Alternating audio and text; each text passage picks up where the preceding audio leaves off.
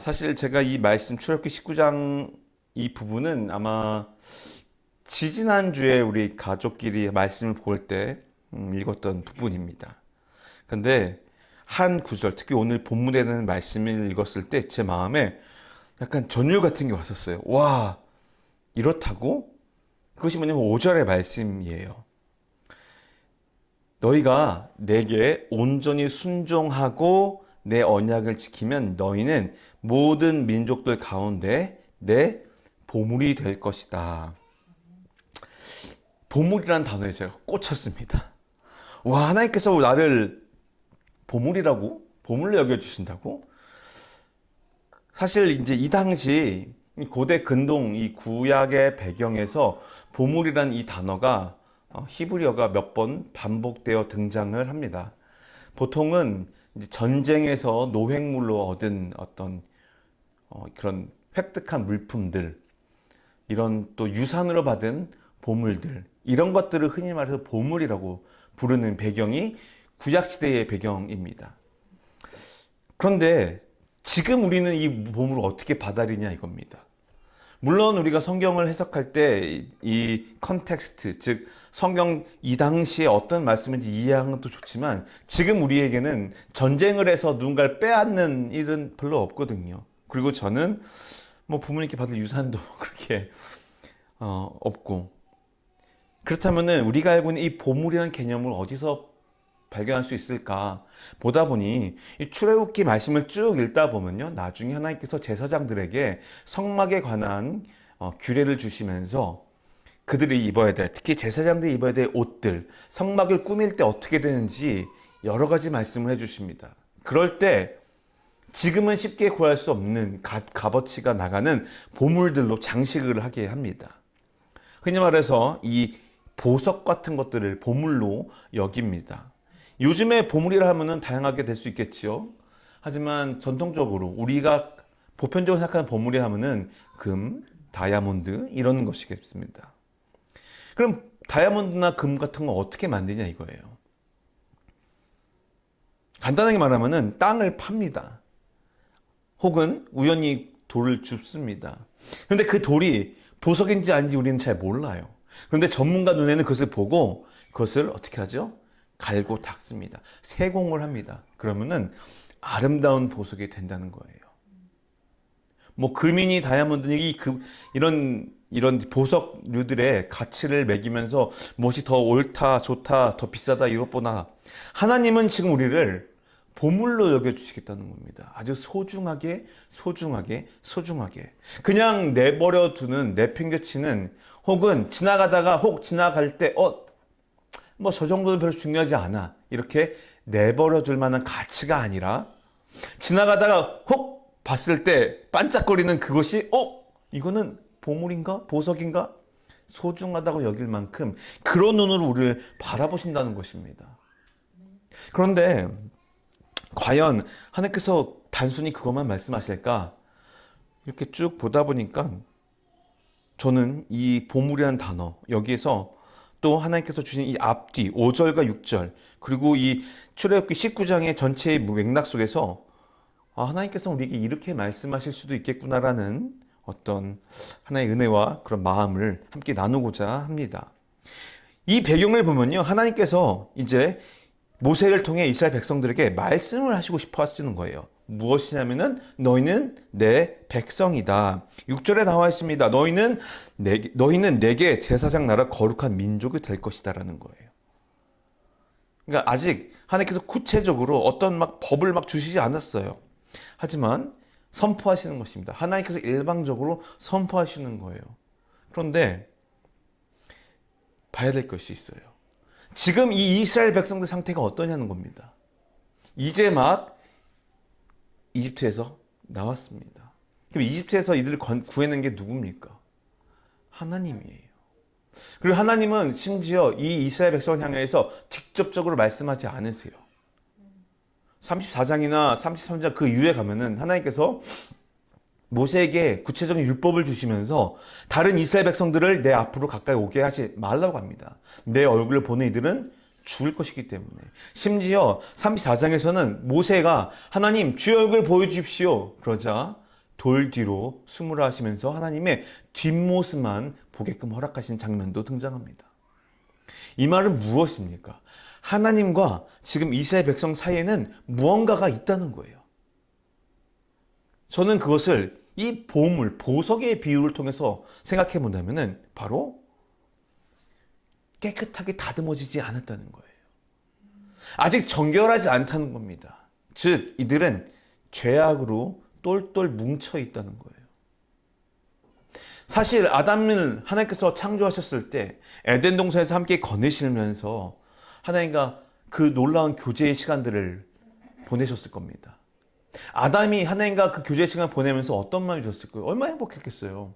지금 우리가 누릴 수 없는 궁극의 기쁨이고 행복이고 만족함이었을 텐데요. 근데 죄로 인해서 아담과 하와가 에덴 동산에서 쫓겨남으로 이제는 하나님과 우리 사이에는 벽이 생긴 것입니다. 우리 너무도 잘 알고 있습니다. 그 벽이 무엇입니까? 바로 우리의 죄라는 거예요. 자, 이 죄 가운데 있는 백성일지라도 그 백성들이 하나님 앞에 목 놓아 울며 회개하며 주님을 찾을 때 하나님은 이들을 구원하신다는 것이 어쩌면은 이 출애굽기의 내용인 것 같습니다. 왜냐하면 여전히 죄인 되었을 때에 애굽에서 종노하던 이들이 하나님께 울부짖자 하나님은 그들의 신음소리를 들으시고 모세를 통하여 이들을 구원하고자 하시기 때문에 그렇습니다. 그 말은 무엇인지 아십니까? 오늘 제가 파워포인트를 잘 못 만들어서 이게 지난주 거를 해서 넘어가겠습니다. 무엇이냐면요. 첫 번째로 하나님 우리에게 다시 회복의 기회를 주시고 싶어하는 분이라는 거예요. 이미 우리는 회복할 수가 없는 존재가 되었습니다. 그리고 스스로 압제된 이 죄 가운데 빠져서 소망의 길이 없습니다. 그 대표적인 현상이 이집트에 살면서 그들의 압제 가운데 살면서 아무것도 할 수 없어 그들은 울부짖고만 있는 것입니다. 그러다 하나님은 찾아오셨어요. 모세를 통하여 찾아오셨어요. 하나님께서 스스로 하나님의 강한 손을 들어서 애굽에 그 손을 펼쳐 보이시며 신들의 신이요 모든 신들 중에 가장 위대한 신이 바로 하나님이심을 스스로 증명하시며 이스라엘과 애굽 사람 모두에게 하나님됨을 보이십니다. 그리고 이제 애굽 사람들에게 너희는 누가 하나님인지 알겠느냐? 그들의 믿는 애굽의 신들을 다 무찌르는 10가지 재앙을 통해 하나님 되심을 증명하십니다. 그 이후에 나중에 출애굽 과정에서 가나안 정복 땅에서 심지어 여리고 땅을 정복할 때 기생 라합의 고백을 기억하십니까? 너희의 신이 진짜 하나님이다라는 것을 듣습니다. 단순히 이스라엘 백성뿐만 아니라 애굽 사람뿐만 아니라 그 동네 모든 사람들에게 하나님이 진정한 신 중의 신임을 알려주고 계시는 거예요. 근데 그 상황 속에서 이스라엘에게 말씀하십니다. 무엇이라고요? 너희는 나의 무엇입니까? 거룩한 민족이 될 것이라는 거예요. 하나님께서 지금 이스라엘 백성을 특별하게 선택하고 있는 장면입니다. 왜요? 이스라엘이 잘나서요? 이스라엘이 무언가 거룩해서요? 전혀 그렇지 않습니다. 하나님께서 그들을 택하셨어요. 왜냐하면 하나님께서 아브라함부터 약속을 지켜나가시겠다고 하셨기 때문에 그 언약을 지키시기 위해서 그렇습니다. 자, 하나님께서 이제 찾아오셨어요. 무엇을 하십니까? 너희를 나에게 가까이 두고 싶다라는 것을 말씀하세요. 그래서 그 증표로 이스라엘의 그 출애굽 여정 가운데 낮에는 구름 기둥과 밤에는 불 기둥으로 그리고 이들이 굶주릴 때는 물을 주시고 만나와 메추라를 통해서 먹이시고 입히십니다. 성경을 여러분 자세히 읽다 보면은 하나님께서 항상 이스라엘 백성보다 앞서가시고 심지어 홍해를 가르는 사건에서는 이스라엘 백성과 애굽의 그 군대 사이에 하나님의 신이 거기에 거하십니다. 하나님은 끊임없이 이스라엘을 보호하고 계셨어요. 왜 그런지 아십니까? 하나님의 말씀을 이들이 듣고 하나님의 하나님 되심을 믿고 이제는 아담과 하와가 저질렀던 것처럼 하나님의 말씀을 어기는 그 언약을 어기는 하나님의 규례와 하나님의 그 약속을 어기는 그런 자들이 되지 말라는 것입니다. 그래서 5절에 이렇게 말씀하고 있습니다.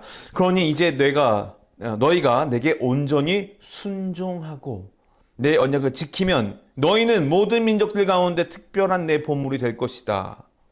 그런데 뒤에 나와 있어요. 온 땅이 다 내 것이지만, 이게 무슨 말인지 아십니까? 온 땅이 다 내 것이지만 특별히 너한테만 제사장 나라 거룩한 민족이 되게 해 주시겠다는 거예요.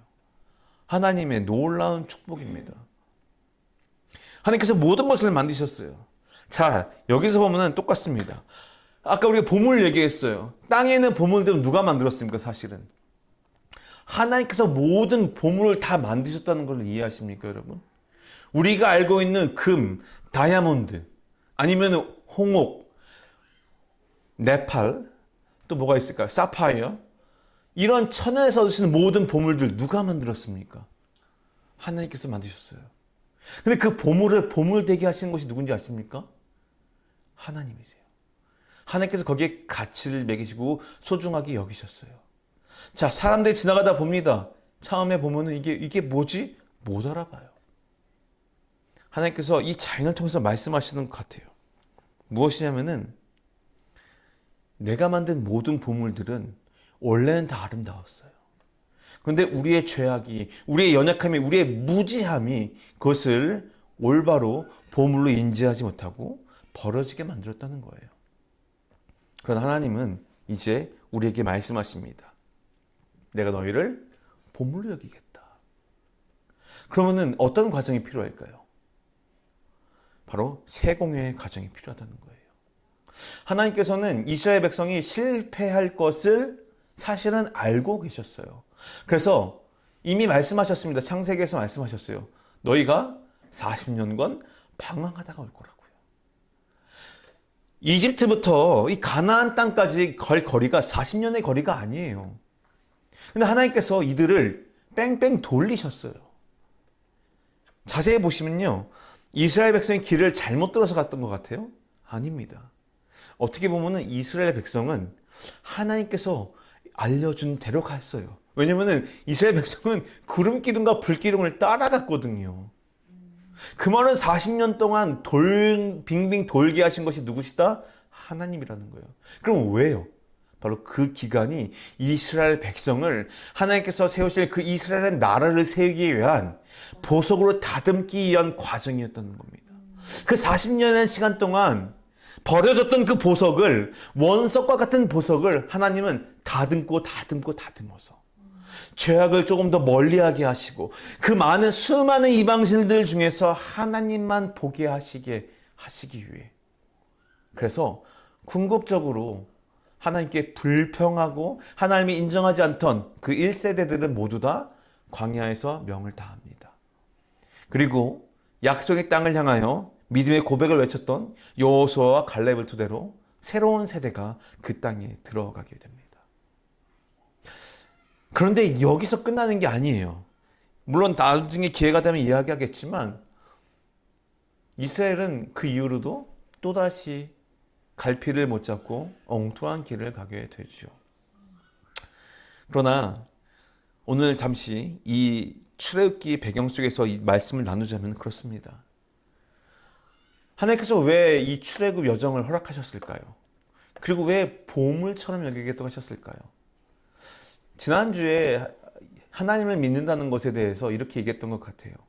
하나님을 믿는다는 것은 우리가 누려야 할 그 만족과 기쁨을 잠시 미루는 것에 익숙해져야 된다고요. 우리가 하나님께 주신 응답이 덜컹덜컹 다 이루어질 것이라고 생각하면 안 돼요. 하나님은 우리에게 소망을 보여주시고 길을 보여주시고 따라오라고 말씀하십니다.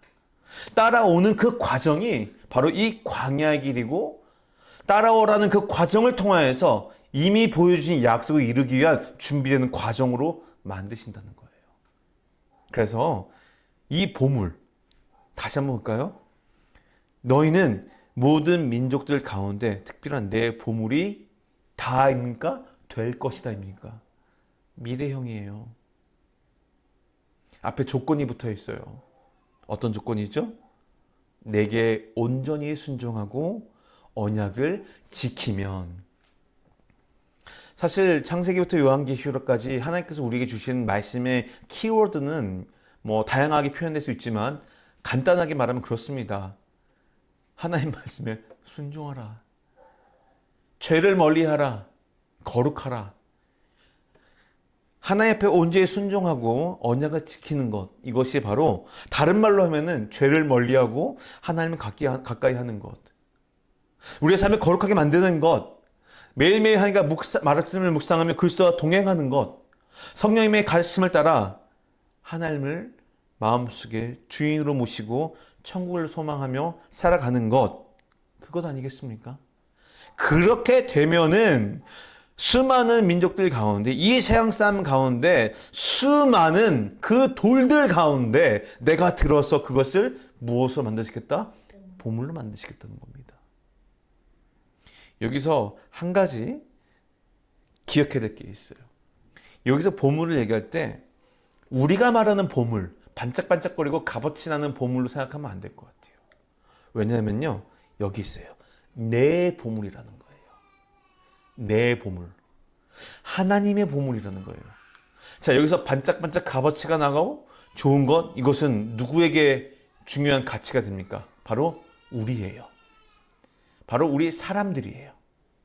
우리 인간들 세상에서 반짝반짝 금붙이, 비싼 값어치가 나가는 것, 그것이 보물이라는 것은 우리들의 가치예요. 그런데 여기서 말하는 내 보물이라는 내, 하나님의 가치는 무엇일까요? 하나님의 가치는요, 그 돈의 값어치가 아니고요. 하나님은 뭔가 물물 교환을 통해서 뭔가 더 큰 존재나 무언가 많은 것을 바꿀 수 있는 소중한, 혹은 통장에 찍혀있는 더 큰 숫자가 아니라는 거예요. 하나님께서 가장 말씀하시고 싶은 그 내 보물, 내가 소중히 생각하는 하나님의 관점의 개념의 소중한 그 보물은 무엇일까요?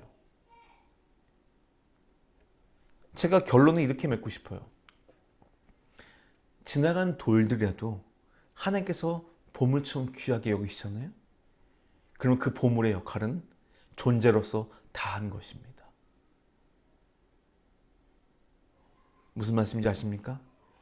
그 보물이 반짝반짝거리지 않아도 되고요. 단순히 하나님께서 만드신 그 아름다운 그 모습으로 하나님께서 지은 그 목적을 이루는 존재로 그 자리에 있다면은 하나님은 그것을 보시면서 내가 너를 지은 것을 후회하지 않고 기뻐하노라 라고 말씀하시며 하나님께서 만든 창조를 기뻐하시며 보물로 여기지 않으실까요? 오늘 말씀을 준비하면서 제일 많이 고민했던 게 그겁니다. 보물, 우리의 보물, 맞아. 하나님께서 원하시는 것은 우리가 물질을 추구하는 것이 아니고 거룩함을 추구하는 것이겠지. 근데 자세히 보면 이 모든 생각도 우리가 생각하는 경제적인 규모나 값어치가 나는 것, 희귀성이 있는 것, 이런 것들을, 즉 우리가 말하는 소중하고 귀중하고 값어치 있다는 것들에 대한 그 가치를 매기는 기준이 바로 우리라는 거예요. 그런데 하나님께서 말씀하셨던 이 말씀을 깊게 묵상할수록 이런 마음을 주시는 것 같아요. 어떤 말씀인지 아십니까? 내 보물이다. 어쩌면은 우리가 매일매일 삶을 살면서 여러분의 삶 그 현장 속에서 내가 너를 보물처럼 귀하게 여긴다라는 그 말씀을 듣는 것이 바로 우리의 목적이 되어야 되지 않냐 이겁니다. 직장 생활 하시는 사람들, 아이를 키우는 엄마들, 사업을 하시는 사람들, 학생인 친구들, 많은 다양한 삶의 현장이 있습니다. 바로 그 자리에서 하나님의 말씀을 순종하며 하나님의 말씀에 귀 기울이며 하나님의 말씀을 지킬 때 너희는 이 세상 그 어떤 것보다 내가 소중하게 생각하는 보물로 너를 여길 것이라는 거예요. 구약에 있었던 그 말씀이 이스라엘에게 주은 언약이지만 지금 이 시대를 살아가는 우리에게 이 말씀을 볼 때 하나님은 우리에게 그것을 말씀하시고 있지 않을까 싶습니다.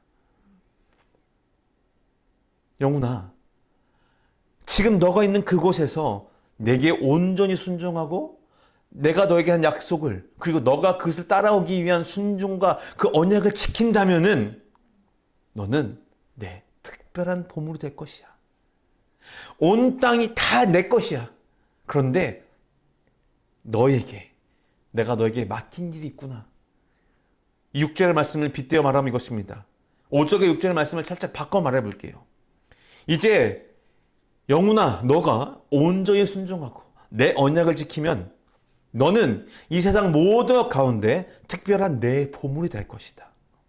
온 땅이 다 내 것이지만 너희는, 특히 너 영훈이는 거룩한 사람이 될 것이다. 그래서 너의 삶을 거룩하게 하여 제사장같이 하나님을 섬기고 하나님의 말씀을 전하는 사람이 될 것이다 라고 해주신 약속의 말씀 같다는 것입니다. 이 말씀의 약속이 저에게만 한 약속이 아니라 이 말씀을 듣는 모든 이들에게 동일하게 적용된다는 것을 믿으시며 이 말씀 붙들고 살아간 여러분이 되시길 소망합니다. 그리고 말씀드렸던 것처럼 언약을 지키는 그 삶의 모습, 순종하는 그 삶의 모습은 아직 보물로 가는 단계라는 것을 기억하시며 매일매일 조금 힘들더라도 하나님께서 허락하신 그 보물의 모습을 기억하시며 내 안에 내가 이루어야 될 그 거룩함의 원본이 있구나. 죄를 멀리하며 하나님께서 나를 만드셨을 때 하나님께 나를 기뻐하시는 그 모습으로 회복되어야 되는구나. 이걸 기억하시며 비록 말씀에 순종하는 것이 어렵고 내 안에 이 육신적인 생각들과 내 삶의 모습들을 바꾸는 것이 하루아침에 되지 않아서 또 실패와 또 아픔과 또 좌절과 넘어짐을 경험할지라도 우리를 위해서 중보하시는 예수님을 기억하시며 또 실패했던 이스라엘을 위해서 다시 예수 그리스도를 보내심으로 모든 이들에게 그리스도의 완벽한 사랑을 확증하심으로 우리가 하나님을 따르게 하셨던 그 은혜가 있기 때문에 오늘도 이 말씀에 순종하시고 약속을 지키시며 그리스도와 함께 보물이 되어가는 귀한 인생이 되기를 주님의 이름으로 축원합니다.